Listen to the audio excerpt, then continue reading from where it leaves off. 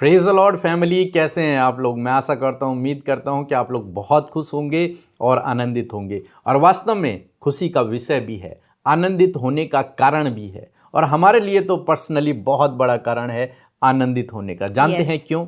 क्योंकि पहले तो आज साल का अंतिम दिन है और कल से हम नए साल में प्रवेश करेंगे।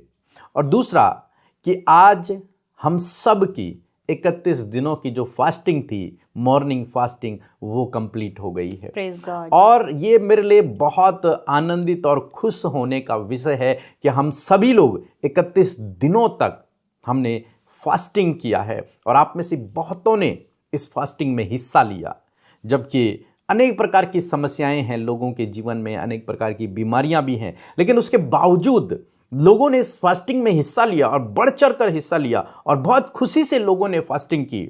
इसलिए मैं परमेश्वर का धन्यवाद करता हूं और इसीलिए ये हमारे लिए आनंदित और खुश होने का समय है, क्योंकि हमने अपनी फास्टिंग को कंप्लीट किया। और आप जानते हैं इसके बाद प्रभु आपको बड़ा प्रतिफल देने जा रहा है। Amen. बहुत सारे लोगों ने अपनी गवाहियां हमें भेजी।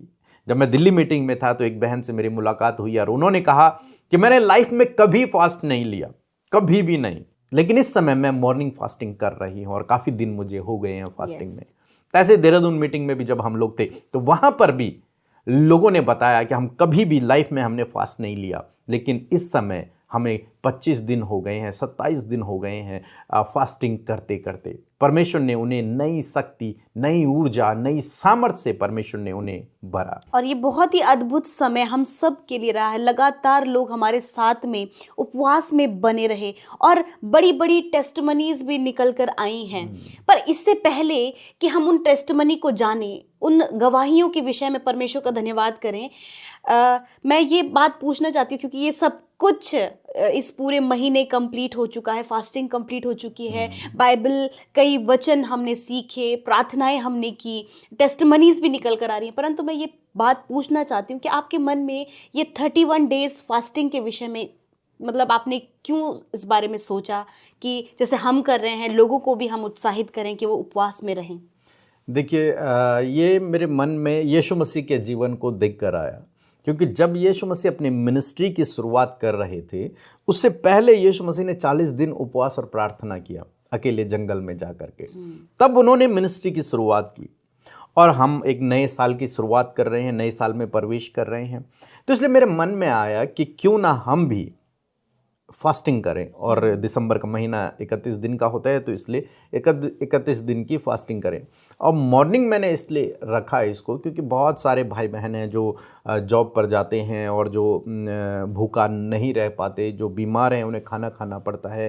तो इसलिए मैंने सोचा कि क्यों ना स्टार्टिंग हम ऐसे करें, क्योंकि हम लोग तो पूरा दिन फास्ट रख देंगे, कोई प्रॉब्लम नहीं है, लेकिन हमारे साथ में जो फैमिली जुड़ी हुई है, जो लोग जुड़े हुए हैं, उनमें से बहुत ऐसे हैं जो फास्ट नहीं रख पाएंगे, पूरा दिन नहीं रख पाएंगे। तो इसलिए मैंने सोचा कि क्यों ना इसे मॉर्निंग फास्टिंग की जाए, कि हम सुबह का नाश्ता नहीं करेंगे और दिन का लंच हम सीधे करेंगे। लेकिन इसके बावजूद बहुत सारे भाई बहन ऐसे हैं जिन्होंने पूरे दिन फास्टिंग रखे, क्योंकि बहुत सारे कमेंट आए, बहुत सारे हमारे व्हाट्सएप में मैसेज आए कि हमने पूरे दिन के फास्ट रखे हैं और परमेश्वर ने इस फास्टिंग के दौरान उनके जीवन में बड़े बड़े काम किए हैं। जैसे एक गवाही हमारे पास आई थी और उस गवाही में ये था कि उनको बीपी, शुगर और थायराइड था। और जब ये इन्होंने फास्टिंग रखी, हमारे साथ में मॉर्निंग फास्टिंग रखी और लास्ट अंतिम दिनों में उन्होंने चेकअप करवाया अपना, और क्या देखते हैं कि तीनों बीमारियां बिल्कुल नॉर्मल हैं। Praise God. इन बीमारियों का कब्जा जो उनके शरीर पर था वो छूट चुका, उससे आज़ाद हो गए। उनका बीपी, उनका शुगर, उनका थायराइड सब नॉर्मल हो गया। और मैं आपसे कहूँगा, यदि आपने भी हमारे साथ में उपवास किए हैं, चाहे कितने भी दिन के किए हैं, और यदि आपने किए हैं तो और आप बीमार थे, तो आप जरूर से जाएं, डॉक्टर के पास जाएं, चेकअप करवाएं, रिपोर्ट करवाएं। मैं आपको कहूंगा कि आपकी सारी रिपोर्ट्स नॉर्मल हैं। आप जाइए, यही उपवास की सामर्थ्य है। आप जाइए और रिपोर्ट कीजिए और आप देखना कि आपकी सारी रिपोर्ट्स नॉर्मल होंगी। और ज़रूर से अपनी गवाहियों को आप हमें ज़रूर से भेजें। बीते दिनों मैं भी कुछ गवाहियों को देख रही थी और जब मैंने उन गवाहियों को सुना और उन गवाहियों के जो पीछे का जो बैकग्राउंड था वो था फास्टिंग। और एक सिस्टर हैं, उनका कहना है कि 7 साल से उनके रिश्ते बहुत ख़राब थे, हस्बैंड वाइफ के बीच में लड़ाई झगड़ा तनाव, ये सारी चीज़ों को वो फेस कर रही थी। परंतु जब उन्होंने कंटिन्यूस मॉर्निंग फास्टिंग हमारे साथ रखना शुरू किया, और वो कहती कि मैं प्रार्थनाओं में कंटिन्यूस, वचनों में कंटिन्यूस और फास्टिंग में लगातार मैं बनी रही, तो वो जो 7 सालों में उनके जीवन में नहीं हुआ, वो इन 31 दिनों के उपवास में परमेश्वर ने उनके जीवन में किया। उनके जो आपसी रिश्ते थे वो संवरने शुरू हो गए, उनके हस्बैंड का बर्ताव उनके प्रति चेंज हो गया। और वो कहती हैं वो बहुत खुश हैं कि मैंने इन 7 सालों में अपने जीवन में बहुत सारा स्ट्रगल देखा, परंतु इन 31 दिन के उपवास में जब परमेश्वर के निकट वो गई तो प्रभु ने उनके जीवन में कार्य किया। तो ये कुछ बहुत अद्भुत गवाही हैं, क्योंकि ये हम खुद से नहीं कर रहे हैं, ये हम लोग नहीं कर रहे हैं, ये परमेश्वर है जो कार्य कर रहा है। जी, ये उपवास की सामर्थ्य है। उपवास की सामर्थ्य और प्रार्थना कि हम पुराने नियम में पढ़ते हैं, नए नियम में पढ़ते हैं, लोगों ने उपवास किए और परमेश्वर ने उनके जीवनों में काम किए, बड़े बड़े कामों को परमेश्वर ने किया, छुटकारा उन्हें दिया, उनकी परिस्थितियों को बदल दिया, सब कुछ नया उनके जीवनों में कर दिया जब उन्होंने उपवास किए। ऐसे जब इस बहन ने उपवास किया तो उनके रिलेशन अच्छे हो गए, और बहुत सारे और भी भाई बहन होंगे तो इस उपवास के दौरान जिनके रिलेशन अच्छे हुए हैं। एक और गवाही हमारे पास आई थी और उस बहन ने कहा कि इस उपवास के दौरान उन्होंने प्रार्थनाएं की और परमेश्वर ने उन्हें एक कार से ब्लेस किया। तो ये भी एक बहुत बड़ी बात है कि जब हम उपवास करते हैं और प्रार्थना करते हैं, प्रभु के सम्मुख जाते हैं, तो वो हमारी हार्ट डिजायर्स को भी पूरा करता है। तो इस उपवास के दौरान परमेश्वर ने उन्हें कार की आशीष दी है, इसलिए हम परमेश्वर का धन्यवाद करते हैं। जी, और कोई गवाही आपके पास? गवाही है, बहुत सारी गवाहियाँ हैं। और एक सिस्टर हैं, उन्हें टीवी का रोग था और उनके जो लंग्स है उन पर पानी भर गया था। तो उनका कहना है कि वो कंटिन्यूस जब उन्होंने उपवास के विषय में सुना तो पहले तो वो बातें टफ लगी कि एक बीमार व्यक्ति कैसे उपवास करे, परंतु जब उन्होंने निर्णय लिया, डिसीजन लिया कि नहीं मैं फास्टिंग करूँगी, तो प्रार्थना और उपवास में वो हमारे साथ बनी रही। और उनका कहना है कि परमेश्वर ने उस टीवी के रोग से, उस बीमारी से उन्हें आज़ाद कर दिया है। तो सच में हमारा प्रभु बीमारियों से भी छुटकारा देने वाला परमेश्वर है। इंटरनल हमारे शरीर में क्या हो रहा है वो परमेश्वर जानता है, और जब हम परमेश्वर के करीब जाते हैं तो उसका मेडिसिन भी देने वाला हमारा प्रभु है, क्योंकि इंटरनल जो ऑर्गन्स है उसे डिज़ाइन करने वाला भी परमेश्वर है, तो उसे पता है कि कैसे हील करना है। तो परमेश्वर ने उन बहन को चंगा किया, और सच में ये बहुत अद्भुत समय है। मैं भी सोच रही थी कि प्रभु 31 डेज़ ऑफ फास्टिंग है, कई लोग नहीं कर पाएंगे, कई लोग सोचेंगे कि हमारे ऊपर कहीं कोई बर्डन ना आ जाए, पर परमेश्वर ने हर एक व्यक्ति जो हमारे साथ इस पीके मसीह मिनिस्ट्री में, हिंदी बाइबल मैसेज परिवार में हमारे साथ जुड़े हैं, वो लगातार इस बात को उन्होंने अप्लाई किया, और जो बात उनसे वचनों के द्वारा की गई तो वो अप्लाई करते रहे, कंटिन्यूस अप्लाई करते रहे। और एक और बहन की गवाही वो बता रही हैं कि मैं चाहती थी कि परमेश्वर आप मुझसे बात करें, परमेश्वर के साथ मेरा कनेक्शन अच्छा हो, पर वो कहती थी कि मैंने कभी ऐसे नहीं जाना कि परमेश्वर कैसे बात करता है, कैसे दर्शन लोग देखते हैं, मैंने ये कभी एक्सपीरियंस नहीं किया था। उस बहन का कहना ये था। और जब वो कंटिन्यूस मॉर्निंग फास्टिंग में रही और लगातार वो प्रार्थना करती रही, तो उसका कहना है कि परमेश्वर ने उनसे दर्शन से बात किया, और दर्शन में इस बात को बताया कि प्रार्थना कर। और जब वो प्रार्थना करने लगी तो उन्हें लगा कि मेरी जो कनेक्टिविटी परमेश्वर के साथ है वो बढ़ती चली गई। तो सच में इस उपवास के दौरान लोगों के कनेक्शन परमेश्वर के साथ मजबूत हुए हैं, लोगों से परमेश्वर वचनों से बातचीत कर रहा है। और सच में और अद्भुत समय ये रहा। एक बहन की हड्डी टूट गई थी ट्रेन से गिरने के कारण, और उनका हाथ बैंड हो गया था। वो कह रही थी कि 6 साल से लगातार वो दर्द में थी, परंतु उपवास प्रार्थना के साथ एक दिन उपवास प्रार्थना हो रही थी और यहाँ से कहा गया कि अपने उस दर्द की जगह पर हाथ रखें, और उन्होंने विश्वास के साथ ऐसा किया। तो उनका कहना है 6 साल जिस दर्द में वो थी, 6 साल के बाद परमेश्वर ने उस दर्द से उन्हें आज़ाद किया। हालेलुया। ये हमारा परमेश्वर है। सच में परमेश्वर के लिए कुछ भी असंभव नहीं है। ज़रूरत है ऐसे लोगों की जो डेडिकेशन के साथ उसके सम्मुख जाएं और उससे प्रार्थना करें। Yes. एक भाई ने कमेंट किया था कि इस उपवास के दौरान उन्हें पता चला इस बात का कि उनके अंदर कौन सा टैलेंट है। Praise उन्होंने God. कहा कि वो उस टैलेंट पे काम करेंगे और प्रभु के लिए उसे इस्तेमाल करेंगे। और मैं विश्वास करता हूँ कि परमेश्वर ने आपसे भी बातचीत की होगी, आपके जीवन में भी काम किया होगा। इसलिए मैं आपसे कहूँगा कि आप भी ज़रूर से अपनी गवाहियों को हमें भेजें, जो प्रभु ने आपके जीवन में काम किया है उसे ज़रूर से हमें बताएं। गवाहियाँ तो बहुत सी हैं, लेकिन समय ज़्यादा हो जाएगा, तो इसलिए हम यहीं पर इन गवाहियों का सिलसिला हम समाप्त करेंगे। और भी गवाहियाँ आप भेजेंगे तो हम नेक्स्ट वीडियो में उन्हें शेयर करने की कोशिश करेंगे। और एक सवाल है कि कई लोगों का ये सवाल है कि वो कहते हैं, क्या उपवास और प्रार्थना वचन करने से उनका आत्मिक जीवन और बढ़ता जाएगा? क्या वो परमेश्वर के नज़दीक और बढ़ते जाएंगे? कई लोगों ने ये सवाल पूछा है कि क्या जब हम ये करेंगे तभी हम परमेश्वर के करीब बढ़ेंगे? जी बिल्कुल। जब व्यक्ति उपवास करता है तो वो अपने पूरे शरीर से परमेश्वर की आराधना करता है एक तरीके Praise से। God. क्योंकि बाइबल कहती है आत्मा तो बलवान है लेकिन शरीर कमज़ोर है, निर्बल है। लेकिन जब हम उपवास करते हैं तो हम इस शरीर को भी सिखाते हैं कि तुझे परमेश्वर की आराधना को करना है, परमेश्वर के सम्मुख जाना है। तो उपवास रखने का मतलब यही है। ऐसा नहीं है कि परमेश्वर हमारे उपवास से खुश होता है या फिर वो चाहता है कि हम भूखे रहें, ऐसा नहीं है। बल्कि जब हम उपवास रखते हैं तब हम तन मन और आत्मा से परमेश्वर की आराधना या फिर उसकी उपस्थिति में प्रवेश करते हैं।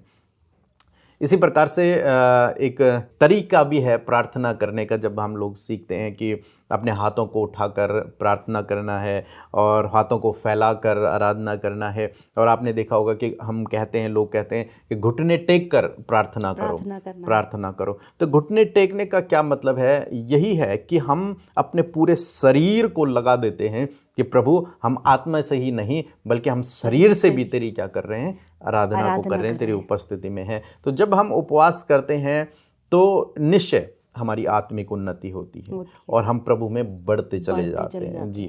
और मैं यूं कहूँगा कि हर एक विश्वासी को वीकली एक बार तो फास्ट करना ही करना है, मस्ट है, ये जरूरी है। हफ्ते में एक दिन तो उसे फास्ट करना ही करना है। अब वो चाहे बीमार है, चाहे स्वस्थ है, कोई भी है, बिजी है, कैसा भी है, लेकिन हफ्ते में एक बार उसे फास्ट करना ही करना चाहिए। ये फास्ट दिखाता है कि हम शरीर से भी प्रभु की आराधना को कर सकते हैं।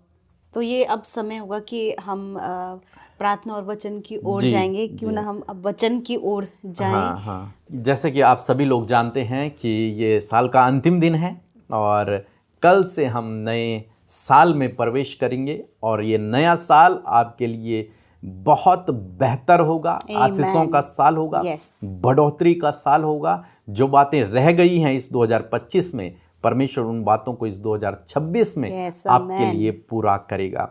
आपके सपनों को, आपकी ड्रीम्स को प्रभु पूरा करेगा, आपके प्लान्स को प्रभु पूरा करेगा। आपके लिए प्रभु नए दरवाजों को खोलेगा। जो दरवाजे इस 25 में बंद रहे वो 26 में आपके लिए खुलने जा रहे हैं यीशु के नाम में। प्रभु आपको गाइड करेगा, सही रास्ता प्रभु आपको दिखाएगा, कहाँ आपको जाना है, क्या आपको करना है। प्रभु आपकी अगुवाई करेगा इस 2026 में। निश्चय ये जान लीजिए कि 26 आपके लिए आशीषों का साल है। लेकिन हो सकता है ये 25 आपके जीवन में कुछ मुसीबतें आपके जीवन में रही हों, इस 2025 में कुछ दुख रहे हों, कुछ परेशानियां रही हों, या फिर इससे पहले आपने स्ट्रगल किया हो, या फिर आप बीमार हो गए हों, कोई भी प्रॉब्लम आपके जीवन में आई हो जिसके कारण आप निराश हो गए, दुखी हो गए, परेशान, चिंतित हैं। लेकिन मैं आपसे कहूँगा, जब आप आज रात में और कल जब आप नए साल में प्रवेश करने जा रहे हैं तो एक नई सोच के साथ में आप प्रवेश करें, नए विचारों के साथ में आप प्रवेश करें, नई आशा के साथ में आप नए साल में प्रवेश करें। क्यों मैं ये सब कह रहा हूँ? क्योंकि ये बहुत बड़ा असर करेगा आपके फ्यूचर पर। आपकी सोच, आपके विचार बहुत बड़ा असर करते हैं आपके भविष्य पर।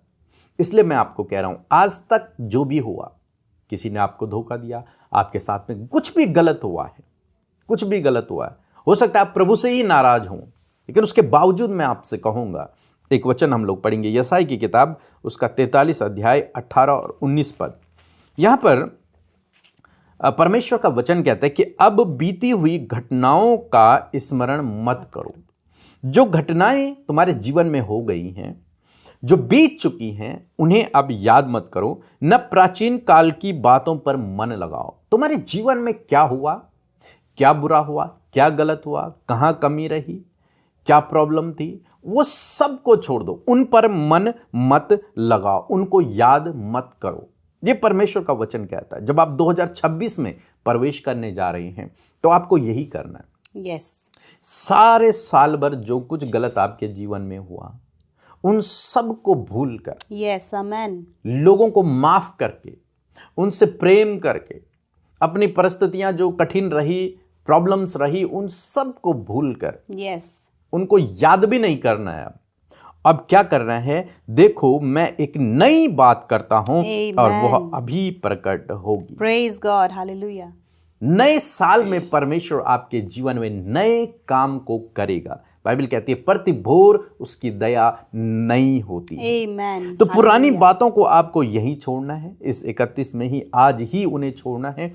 और नए साल की शुरुआत, नए दिन की शुरुआत जब आप करते हैं तो नई आशा, नई उम्मीद, नए विचारों के साथ में करना है। Yes. और वो क्या है, परमेश्वर कहते हैं मैं तेरे जीवन में एक नए काम को करूंगा। आमेन, हालेलुया। और वो काम बहुत अद्भुत होगा। Yes. बहुत अद्भुत होगा। लिखा है वो अभी मैं करूंगा और क्या तुम उससे अनजान रहोगे। मैं जंगल में तुम्हारे लिए मार्ग बनाऊंगा और निर्जल देश में जल की धाराओं को बहा दूंगा, नदियों को मैं तुम्हारे लिए बहा दूंगा। ऐसा परमेश्वर करेगा। लेकिन ये उसके लिए होता है जो उस पर विश्वास करता है, जो उसके वचन पर विश्वास करता है। लिखा है संदेह करने वाला परमेश्वर से कुछ प्राप्त नहीं कर सकता, अविश्वास करने वाला परमेश्वर से कुछ प्राप्त नहीं कर सकता। केवल विश्वास करने वाला, आशा रखने वाला और उसके वचन पर भरोसा रखने वाला ही व्यक्ति परमेश्वर से सब कुछ प्राप्त कर सकता है। तो आज शाम में मैं आपको यही संदेश देना चाहूंगा कि जो कुछ इस 2025 में या फिर आज से पहले आपके जीवन में हुआ, उसे याद मत करो, उसके बारे में मत सोचो, उस पर मन मत लगाओ। मन लगाना है तो आगे की बातों पर लगाओ। और आगे ये है कि प्रभु कहता है मैं तेरे लिए एक नए काम को करूंगा, तेरे लिए जंगल में मार्ग बना दूंगा। मींस जहां तुझे मार्ग नहीं दिख रहा, मैं तेरे लिए वही मार्ग बना दूंगा। जल की धाराओं, नदियों को मैं तेरे लिए बहा दूंगा। बड़े बड़े कामों को, अद्भुत कामों को, तेरी सोच और तेरी समझ से परे मैं तेरे लिए करूंगा। हालेलुया। इसलिए आज शाम में आप इस वचन को अपने हृदय में बिठाएं कि 2026 में परमेश्वर मेरे जीवन में कुछ नया, कुछ बड़ा करने जा रहा है, अद्भुत काम करने जा रहा है। इसलिए पुरानी बातों को छोड़ दो, उन्हें भूल जाओ, आगे की ओर मन लगाओ, क्योंकि आगे आपके लिए बहुत बड़ा प्रतिफल है, बहुत बड़ा रिवॉर्ड है, बहुत बड़ी योजना है। सो मैं ऐसा करता हूं आप समझ गए होंगे। और नए साल के लिए कल सुबह हम आपको एक वचन देंगे जो बहुत ही पावरफुल है पूरे साल के लिए। और आप उसे अपनी डायरी में लिख लें, अपनी बाइबल में लिख लें, अपने दीवारों पर चिपका लें। निश्चय मेरा विश्वास है कि 2026 में परमेश्वर उस वचन को आपके जीवन में पूरा करेगा। हालेलुया। जय मसीह की। मेरा नाम नीमा है और मैं गवाही देना चाहती हूँ। मुझे 2024 में सिर में चोट आई थी, जिसके कारण पूरी बॉडी में स्वेलिंग आ जाती थी। और फिर मैंने सीटी स्कैन करवाया, वो भी नॉर्मल आया। फिर मैंने पीके मसीह मिनिस्ट्री में प्रेयर रिक्वेस्ट भेजी और उन्होंने मेरे लिए प्रेयर की और मैं भली चंगी हो चुकी। और दूसरी गवाही ये है कि मुझे यूरिन में बहुत ज्यादा इन्फेक्शन था, उसके लिए भी मैंने प्रेयर करवाई और मैं भली चंगी हो गई। तीसरी गवाही, मेरे पहले पेट में दर्द होता था, उसके लिए भी मैंने प्रेयर रिक्वेस्ट भेजी और उन्होंने प्रेयर करी और मैं भली चंगी हो गई। और चौथी गवाही ये है, मेरी फ्रेंड ट्रेनिंग कर रही थी, उसके दौरान वो बार बार गिर जाती थी, उसके लिए भी मैंने प्रेयर रिक्वेस्ट भेजी और प्रेयर करी और वो भली चंगी हो गई। और पांचवी गवाही ये है कि मेरे पापा पहले बहुत ज्यादा बीमार रहते थे, उनके लिए भी मैंने प्रेयर करवाई और वो उनको बहुत आराम मिल गया। और सारी महिमा प्रभु यीशु मसीह को देना चाहती हूँ और पीके मिनिस्ट्री को भी देना चाहती हूँ। धन्यवाद। आइए मिलकर हम लोग प्रार्थना करें। प्रभु यीशु मसीह, हम आपका धन्यवाद करते पिता। मेरे प्रभु, आपका धन्यवाद इस खूबसूरत पल के लिए, विशेषकर धन्यवादी है वचन के लिए प्रभु। पिता, आपका वचन प्रभु जब आपके लोगों तक पहुंचा है पिता, आपके लोग प्रभु हमारे साथ प्रभु जी इस फेलोशिप में बने रहे प्रभु, आपने उन्हें आशीष दी पिता। और विशेषकर प्रभु साल के आखिरी दिन में प्रभु, जब इस शाम के समय परमेश्वर पिता प्रभु हम आपके हुजूरी में हैं, आपके बेटे बेटियां, उनके परिवार के लोग परमेश्वर पिता, हर एक जन को प्रभु तेरे दास और दासी होने के नाते खुदावन हम आशीषित करते हैं प्रभु, और उन्हें ब्लेस करते हैं परमेश्वर। उनके जीवनों में प्रभु तेरे अद्भुत कार्यों को बोलते हैं परमेश्वर पिता। इस 2025 में प्रभु यदि कोई भी बातें रह गई हो, कोई भी बातें छूट गई हो, कोई भी दरवाजा बंद रहा हो, परंतु पिता हम जानते हैं कि तूने वचन में आज कहा है कि तू नई बात करने पर है प्रभु। तू प्रभु जंगल में मार्ग निकालने वाला परमेश्वर है, तू जल की धाराओं को बहाने वाला परमेश्वर है। आज इस वचन को सुनकर तेरे लोग उत्साहित हुए हैं नए साल के लिए प्रभु, कि नए साल में प्रभु जी पिता आपके लोग बड़े बड़े कामों को देखने जा रहे हैं प्रभु जी। पिता, वो अपने फैमिली में बड़े आश्चर्य कर्मों को देखने जा रहे हैं, वो अपने बिजनेस में, अपने फाइनेंस में, अपने बच्चों की लाइफ में, अपने लाइफ के हर एक क्षेत्र में वो बड़े बड़े कार्य को देखने जा रहे हैं प्रभु। और हम धन्यवादी हैं इस 2025 के लिए खुदावन, इस 2025 में हर एक दिन की फेलोशिप के लिए प्रभु, हर एक दिन के वचन के लिए प्रभु हम धन्यवाद करते हैं। और विशेषकर प्रभु इस पूरे 31 दिन की फास्टिंग के लिए प्रभु, जब तेरे लोग उपवास में रहे, प्रार्थना में रहे प्रभु, बहुतों ने आशीष पाई, बहुतों के जीवन में गवाही